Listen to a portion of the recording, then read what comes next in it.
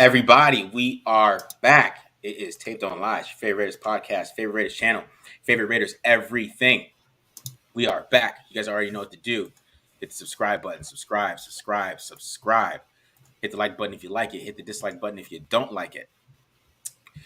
Leave a comment if you like it. And leave a comment if you don't like it. And then also make sure you guys follow us on Twitter at the Mark John NFL for me, at BD Williams 18 for BD, at mholder95 for Matt, right? And then also pandasubs.com, Panda Supplements, discount code TDL 35% off. So that's discount code TDL 35% off. So today, guys, you guys don't know what we're doing. It's 53-man reaction. We're reaction to this 53-man projections. A lot of surprises, actually, in my opinion. I think we were surprised a lot.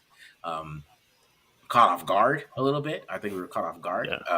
Some of it, I was like, "Oh, wow," So some of it was like, so it's very interesting time, and kind of showed that this regime definitely did not have a lot of high on the Gruden players, in my opinion. I think it was an exodus. It was like an exodus. I don't know. Nobody's safe. To me, I'd be looking at, if I was a Gruden player, I'd be looking on my shoulder still right now. The cuts ain't over. So just say Cleveland Farrell. Just say him specifically. I don't know, man. I would say Clee had his safe, but now I don't know. I don't know if Clee's safe anymore. It's gonna be interesting to see how they move forward with some of these players, man, because Trayvon Mullen caught me off guard. But any initial thoughts from you guys? I mean, Trayvon Mullen, we could start there. That's fine. I mean, we got to talk about Leatherwood, but we'll start with Trayvon Mullen because that was definitely, I think, a surprise to everyone. It kind of makes sense, though. Did he play at all? I texted you. You were like, no, he didn't play. Did he practice at all in camp? So, you're trying to figure out this coaching staff. This coaching staff is trying to figure you out, right?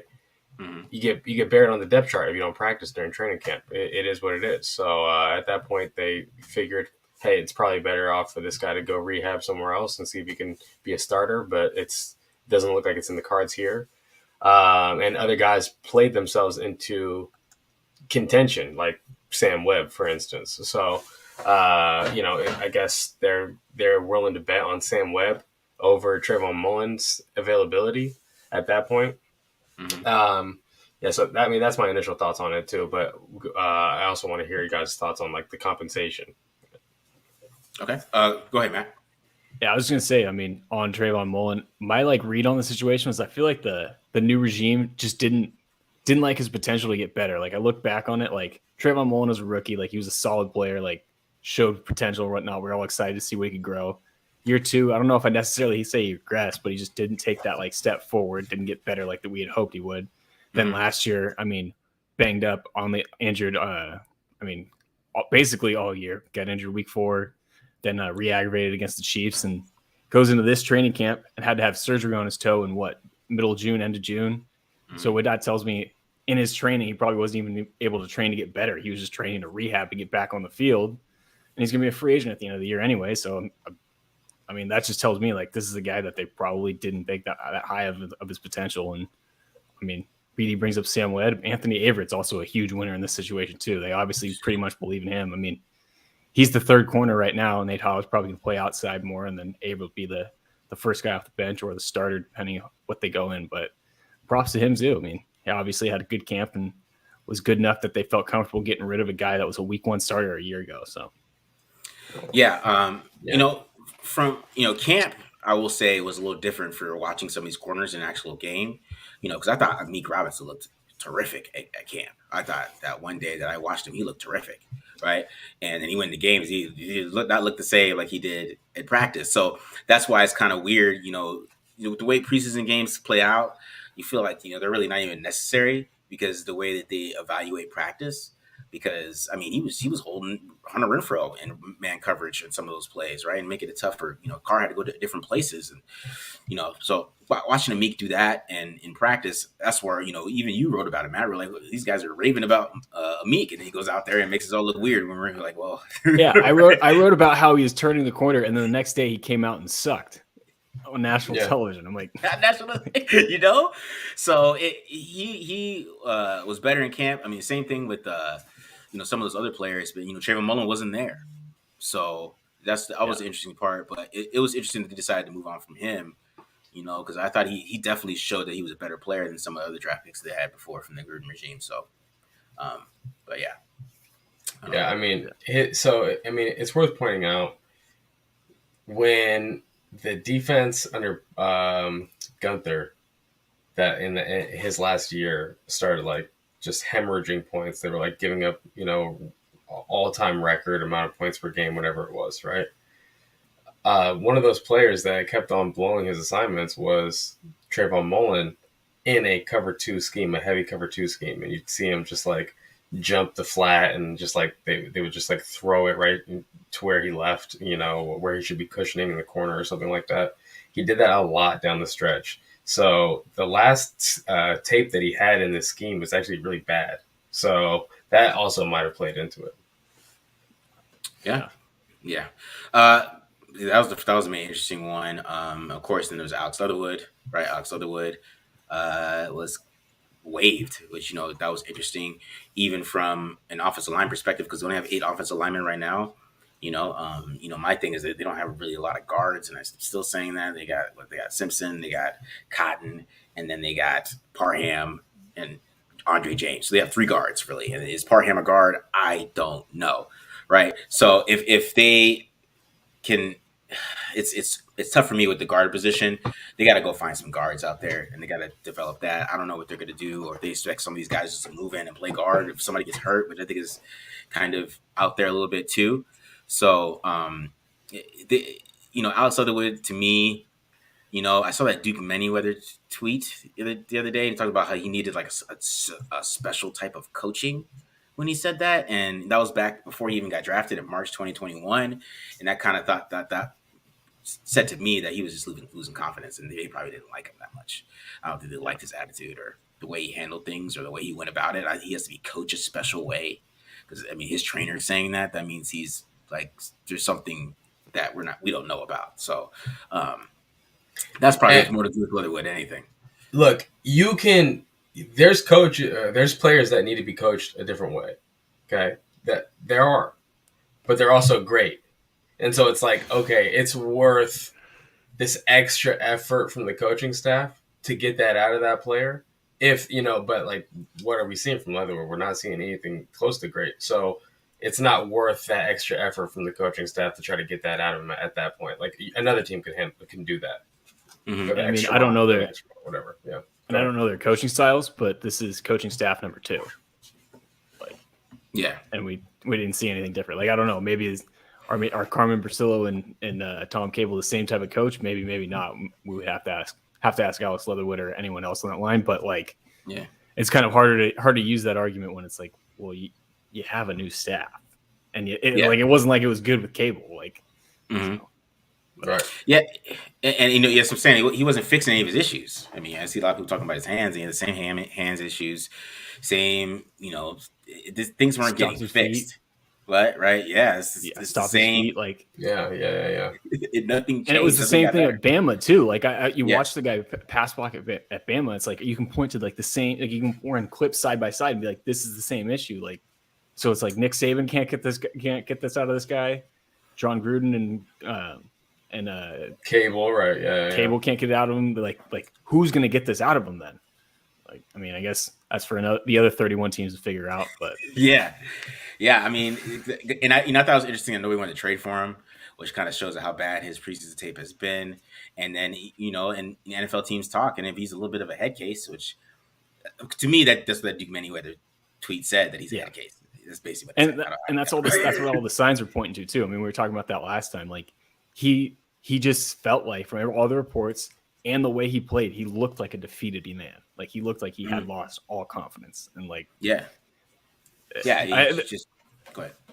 I was gonna say he does seem like he's at least like a good dude. Like I feel like this is honestly like the best thing for him personally, like to go get a fresh start somewhere else. Like if that's really the case where he just like mentally is not in a good headspace, like he clearly like needs to play somewhere else. It clearly just was not gonna work out.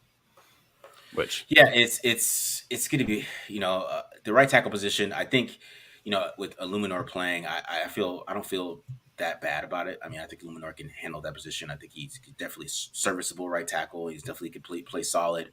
He'll have some games where he might not have the best game, but I think he's gonna have some good games too. And I feel like that he'll probably be there for most of the year. And I mean, unless they bring Mumford in, they want to feel like the Mumford should play, but I think Illuminor should keep that job for a little bit. And he's not a bad player, and it's for the right tackle position. Like I always said, there's not too many good right tackles in the NFL.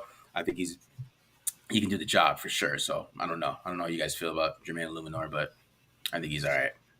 I feel like I'm not worried about that. What about guard though? Is Lester Cotton the starting guard? All right. So I mean, Cotton played good the last game. Okay. So he's gonna be up and down too, man. We just got week 1. He's not facing like a Chris Jones yet. So week 3, I think we'll find out about Lester Cotton when he has to go against Simmons and Autry. We're gonna find out a lot about him. Go ahead. I was gonna say, did JJ Watt? Did he get injured? Because that's who's coming in week 2. Yeah. JJ Watt's coming week 2. He is. JJ Watt is coming. I mean, not vintage JJ Watt, but still a good. A good. Yeah, good defender. You're right. You're right, man. That's a good test. Yeah. I mean, I think the Chargers don't have too much that will challenge him as a pass rusher. I don't think they have any pass rushing guys that will challenge him that much, unless they like move around Khalil Mack and put him inside, and then they might do that. Who knows? That's Joey Bosa and Khalil Mack will be on the same side. On Lester Cotton and Jermaine Illuminor's side, for sure. Let's see. On one side, you have a Pro Bowl left tackle, a Pro Bowl quality left tackle. Yeah. On the other side, you have two guys. One of them were like talking about them backing into the starting. I wonder where they're going to put those guys. Yeah. I mean, that's a third down thing, for sure. So that'd be definitely a third down look. That's third down. I do think too. I don't think McDaniels is going to leave. At least at the start of the season, is going to leave like Illuminor out to dry. I think we're going to see Foster Moreau play quite a bit and give quite a bit of chip blocks and give those guys some help, maybe even stay in and some pass protection too, to just basically use him as a 6th offensive lineman almost. Like he's not. McDaniels isn't stupid. He's gonna give his right tackle some help. 100%. Even if like a running back too, you might see a lot more Bolden on third downs in those passing situations where he's just chipping and being a check down, type of thing. I think they're gonna get a lot of help at right tackle. But you're right. I mean, they might move Khalil Mack inside and put him on Lester Cotton and see what they could do with Joey Bosa and him on the same side. But he's got to get baptized, man. I mean, he's got to figure it out. He's to be playing out there. He is, and it's not that he's not. It's not that he. He was getting beat by the swim move like crazy. So he's not like he's getting pushed back into the pocket and stuff like that. He's getting power rush. He's getting bull rush. It's more of that he gets caught leaning sometimes. And, the thing about Khalil Mack, if he does play inside, he's not really a swim move guy. So, so it would be interesting to see how that works with him. But I think it is something that they'll do. They'll try to factor in and move him around. But, I think, Derek Carr being back there too is going to help the offensive line a little bit. And I think it's not going to be as terrible as it looked in the preseason. That's kind of how I've been looking at it, because that line last year wasn't very good, and they had some in the Cowboys game there. They played damn well, and you don't know how much that is Derek Carr having the running backs back there and getting everything ready, and game plans come into offensive line too. Offensive lines do have game plans, so they have a different understanding, and they're just not out there blocking. So. We'll see. I'm more interested to see who's going to be play center. I don't know. I still think it might be Parham, might be the starting center. So I that's what I'm interested in, but we'll see. The other thing to remember too is I think Mac Jones was like towards the top of the charts or bottom of the charts, depending on how you look at it, for time to throw. So they're going to get the ball out quick. That's the MO. It's always been the MO even with Brady. You're going to move the pocket a little bit, get the ball out quick. Like I said, McDaniels this is not like too new for McDaniels, but it is a very unique situation where the right side is just one giant question mark. Yeah. So it seems like a lot of people I'm seeing on Twitter, beat writers, they're saying Thayer Mumford's the future. I see a lot of fans, even some of the people in the comments, saying Thayer Mumford's the future. Is that are we that confident in Thayer Mumford right now? Did we see that good? Anything good from him in the preseason? mean, he just needs to get healthy. But I mean, he did show like I thought he did fine. I think nothing that was like terribly bad, which was a win for this group. But I think Marcus is right. Like week 1, I think it's a Illuminor's job to lose, but I do think they'll be on a short leash, both him and Cotton for the rookies. I mean, it could be as soon as halftime if Illuminor is just getting the shit pushed in by Bosa and Mac. They might give him the hook like that quickly, but he was at least solid. Like of all the guys that played, he played the best. If we're using that as a measuring stick, but yeah. I see it. Yeah. No, I don't hate Andre James. He hasn't been picking up stunts. That's all it is. I mean, if you can't pick up a stunt, I mean, you're just letting the free rusher.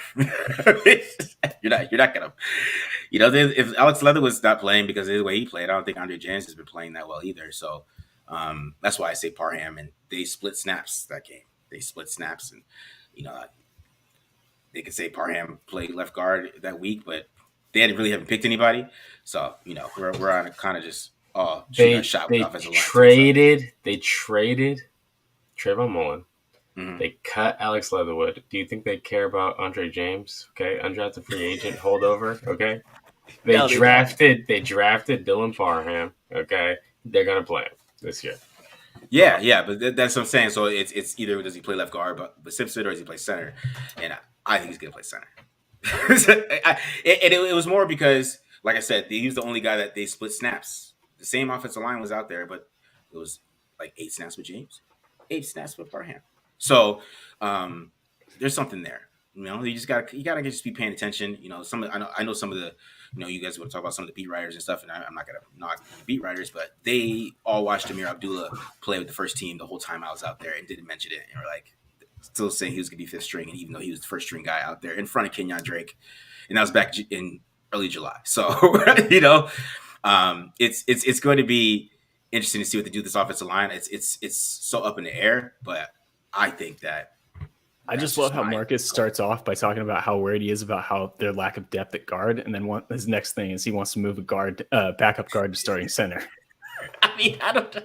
It's just they got to get some guards, man. I don't know what they're gonna do with that, but they're gonna add if not by tomorrow, Wednesday, they're gonna add somebody by the end of the week. There's no way they're rolling with just 8. Yeah. That's the biggest surprise for me is not like certain people making it. Amik Robertson making it, that's surprising to me. Trayvon Mullen getting cut, I guess we didn't see that coming.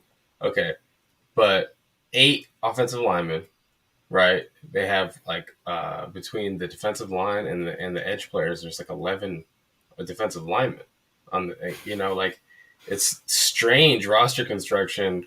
And for the modern NFL, only 5 corners. When you play Kansas City, you play the Chargers. So to me, where offensive line, they're going to add more, right? And corners, they have to add more. You can't get through the NFL year with only 5 corners. Like you're going to be down to getting guys off the street. You're going to have to keep on working guys out. So those positions definitely going to see some movement. And I'm guessing maybe some of these positions where they kept extra guys, running back, defensive line, maybe some of those guys are going to get stashed somehow with some kind of injury designation. That's what I'm guessing. All right. What else? So some of the undrafted free agents made it. You got Luke Masterson. He ended up made it. Darian Butler, Sam Webb, and then the interesting one was Isaiah Palomal made the team, which was very interesting that he made that team. I mean, we'll get to the running backs in a second, but what do you guys think about some of these undrafted guys that ended up making the team? I mean, huge for the 2 linebackers. Like I had a feeling I thought they would hedge their bets a little bit and go with one of the 2, and I thought it would be Masterson over Butler. But to see them both make it, Butler obviously has a connection with Antonio Pierce, but both guys deserve it. Play their ass off, contributing on special teams, and be fun to watch both of them play. So I think Masterson caught my eye a little bit more, being a converted safety. I feel like he has a little bit higher of a ceiling, but I thought it was pretty awesome. They end up with 4 undrafted free agents make the team, and all 6 draft picks. Yeah, impressive young bunch. Yeah. What do you think, BD? I had Masterson not making it, but that's because I was cutting it down to 4 linebackers. If I, was picking 5 linebackers, yeah, I would have had Masterson on the team. No, I'm just not a fan of him. Matt brought up the converted safety. I agree. There's some really good coverage moments, not just the interception. He does a good job in zone, but just I was always wanting more in the run fit game. So that was just my gripe with Masterson the entire time. So between him and Butler, I preferred Butler a little bit, but they kept both of those guys. So I'm cool with that. I mean, they're going to be playing special teams, but let's keep it like that's what they're here for. So Yeah. I mean, we're talking about it before. There's going to be 2 linebackers more than there's going to be 3. Jayon Brown's a good third linebacker, or Diallo if he's going to be the third. Either one of those guys is a pretty good third linebacker. So I think by week 5, we'll probably not even forget about either one of them being on the team unless there's an injury. But yeah, I mean, like you said, BD, with the run fits, that's the stuff that's going to come. That's the stuff that's going to take a little bit longer with Masterson being changing positions and having to deal with it, playing a little bit closer to the line of scrimmage. So we'll see how it works out. But yeah, what do we think about Polamalu? Yeah, but I mean, I that was shocking. So go ahead. Yeah, I mean, I did bring up Polamalu in the last episode for the prediction. I didn't think that he was going to make it. 5 safeties. Yeah, Polamalu or Farley. I don't know if Farley's hurt. Did you say that, Matt? Yeah. Farley? So yeah, I saw that. He. I don't know if he's like lingering, if it's a lingering issue, but he was basically. I think it was Vic that tweeted it. Said had he practiced against the Patriots and not gotten hurt, he probably would have made the team. That was the indication that he got. They want to bring him back on the practice squad, so I'm thinking that's what they're instead of. Basically, I don't think he's good enough for them to put him on an injury designation or waste that spot. So they're just going to try and stash him on the practice squad from the sounds of it. Okay, yeah. So I mean, yeah, Farley definitely looked a little better. I mean, a lot better. Just playing defense, But I mean, Polamalu, he's 6'4", DB. He can run. You're built. I mean, you're keeping Amik Robertson. Why? Because he's a matchup guy that you can put against like a really shifty slot guy. You're gonna you're gonna be able to do that. Maybe Polamalu at some point can be a guy you line up on a tight end, and maybe that's what the thought process is. But I didn't see really much of him, so it must have been all in practice that he's flashing. Yeah. He was more impressive in practice than he was in film too. So that's what a lot of it. When I saw some of these guys make the team, I mean, those are guys that they looked good in practice. I mean, Polamalu was getting a lot of run in practice. All right. So if he's getting a lot of run in practice, when Teamer was out, they got a good look at him. Right. So since they got a good look at him and they were able to kind of make a decision based on that, I guess that's why he made the team. But because it really feels like a lot of this had to do with practice more than the games. I don't think the games were something that they really. I mean, a lot of these NFL teams don't take these games, into account that much. It can change a little bit, but you see, that's why you see like these guys run like 70-yard runs like every 3 games in a row and not make the team because they're not looking that good in practice. They're more game players, but. So Polamalu was more of a practice guy too, and that's why he ended up making the team. But that was super interesting to me. That was probably my biggest shocker a little bit. The other benefit really of having Polamalu out there is when you get a look team and you're going up against like a defense that has a J-Ron Curse, or what's the guy, Jeremy Chin, or Derwin James. You can put Polamalu out there. He's a similar body type. You can put him out there on the look team and give you that look where Jonathan Abram probably couldn't give you the look that right. So that might be also part of the thought process behind it. I mean, there's some potential. Obviously, he's a big, fast guy. So we'll see how it works out. Yeah, I'd say a lot of tools makes sense to keep him around. Let him develop a little bit. Yeah. Let them develop a little bit. Hey, and so they kept six running backs. Yeah, I thought that would happen. I thought they would be able to do that. Keep those 6 guys. Keep Britton Brown because I thought Britton Brown definitely earned a spot on this team. in my opinion. So, I really thought he had a really good preseason, and I thought, he has a chance to maybe develop into some kind of running back. I know he's really not good with routes or anything. He's ran some terrible routes out there. They were not very good out there, to be honest. But he's a great runner, and sometimes they want that first and second down guy. And if they're not going to keep Jacobs, or they don't want to pay Jacobs, or whatever they want to do with him, I think it's somebody they could build on, him and Zamir White. So it would be interesting to see how Brown goes and see if he gets put back on the practice squad. I think that'd be something interesting that might happen too. They might cut him, put him back in the practice squad, because that's what I thought their plan was going to be. That's what they did with JJ Taylor last year. So McDaniels loves running backs, obviously. So how's Britton Brown in pass pro? Because I know that was one of his issues at UCLA. Is he wasn't that great. No, he hasn't been that great in pass pro either. He hasn't been that great there. I thought Zamir White hasn't been as great as I thought he was in college either, though. Doing it, Zamir White was pretty. I thought Zamir White was pretty rough in pass pro in college. Like Georgia didn't really use him there. Yeah, well, I mean, some of the tapes, I know when he did though, it looked pretty good when he did, but even when he was here, it didn't look good. So I mean, I know, I saw some clip on there. Somebody's talking about him putting his nose in there. I was like, well, yeah, sure, but if the guy still goes past him, who cares? You're just this isn't a good job. Thanks for trying, Zamir. No, make the block. Make the block. Get in the guy's way, or something. So it's gonna be interesting with that, but I still feel like they're gonna run Josh Jacobs to the ground this year. He's running to the ground. Yeah. That is my one fear about the running back room is I guess Jacob Johnson can fill in too, but Jacobs is good in pass pro, solid in pass pro. Bolden's been good in pass pro, but everyone else, like we were just talking about, is kind of lackluster. Not gonna put him Amir Abdullah, as great as he's been, so that much as Marcus wants to crown him the RB1. He's not going to be taking on linebackers coming through the hole at whatever he is, 5'11", 205. Amir Abdullah is an incredible pass protector. Is he? Incredible. He's teach tape. That is true, yeah. Good to know. Look it up. It's all over Twitter. Maybe I need to check it out. Maybe I've been sleeping on him. Yeah. He's legit in pass. And really here it's Bolden and Amir Abdullah on passing downs, obviously. Mm-hmm. Josh Jacobs is the running back. Okay. Josh Jacobs goes down. Zamir White, gap schemes.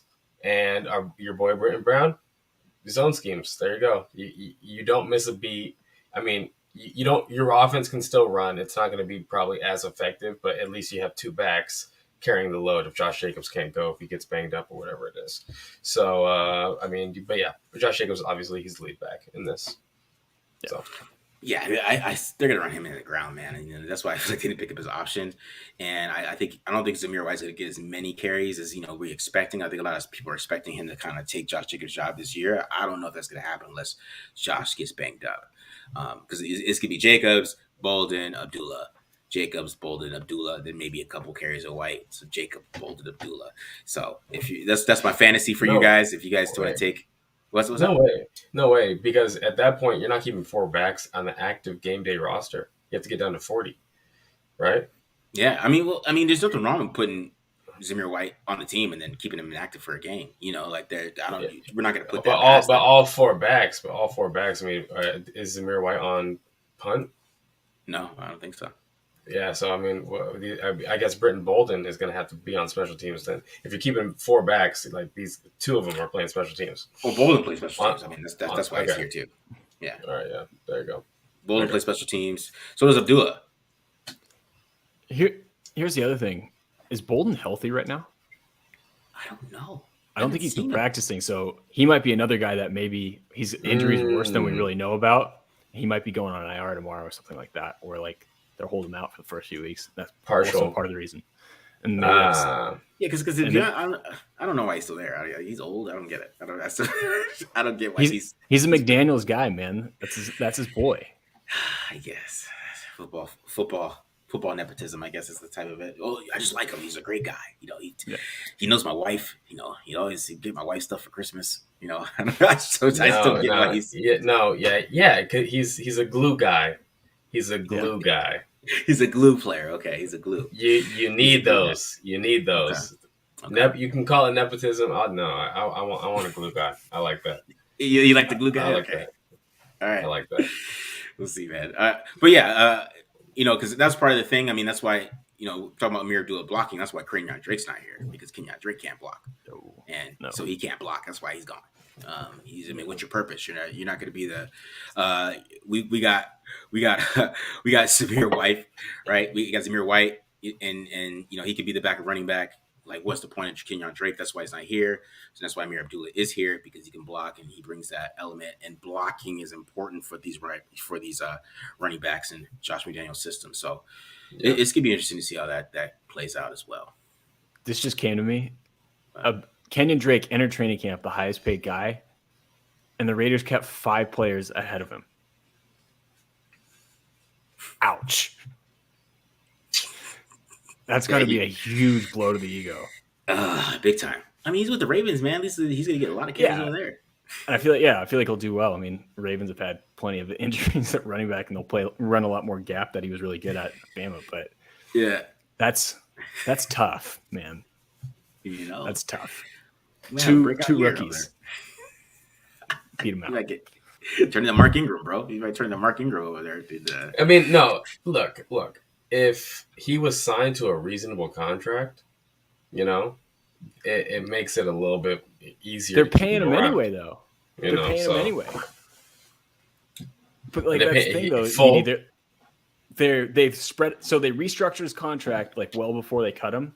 So they're paying him $3.5 million this year, and then void years another $4 million next year. Yeah, he's still on the books. Yeah, he's still he's still in total with the void years, when it's all said and done. However, his contract, Raiders still got to pay me. With his contract, he's still gonna get $8 million, be an $8 million. So they paid him to go away, basically. Yes, they paid him, and they're paying him and Alex Leatherwood about $11.5 million, or excuse me, about $11 million this year to go play for somebody else, and taking on cap hit next year for Kenyon Drake with the void years. The Raiders give a great severance package. That's what I say. Great severance package. Gruden. Gruden. Yeah, Gruden get the severance package. So Gruden, obviously Gruden is bad. Imagine being Mike Mayock right now. Your name is all attached to all this. You're trying to find another job, either in the NFL or even in the media, and your first round picks are getting cut. Your free agents they're giving money to let them go away. You cannot feel bad for Mike Mayock.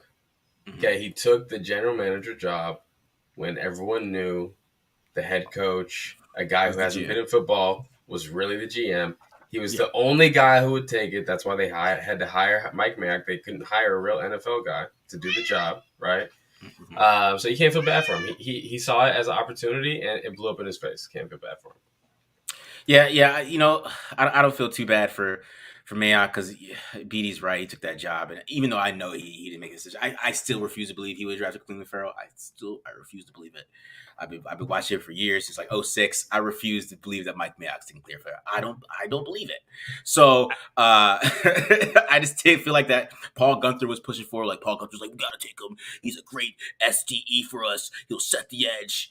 We'll work on the pass rush. And and Gruden's yeah, I agree with you, Paul. And Mike was probably in the corner what are you guys doing? So I kind of feel like it's a little bit of that. There's a lot of coaches like Leatherwood. That's a coach's guy. Even taking Brandon Parker and Colton Miller and all those guys.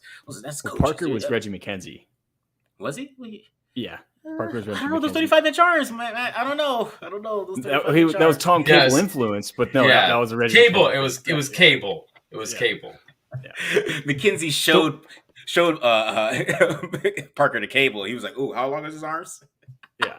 The one thing that does give me sympathy for Mike Mayock, I would be is the fact that we're talking about, Gruden obviously had control over the first round, maybe in the second, but Mayock did hit on a lot of his late round picks. And I know we bring this up all the time, Max Crosby was an absolute steal in the fourth round. So was freaking Hunter Renfrow.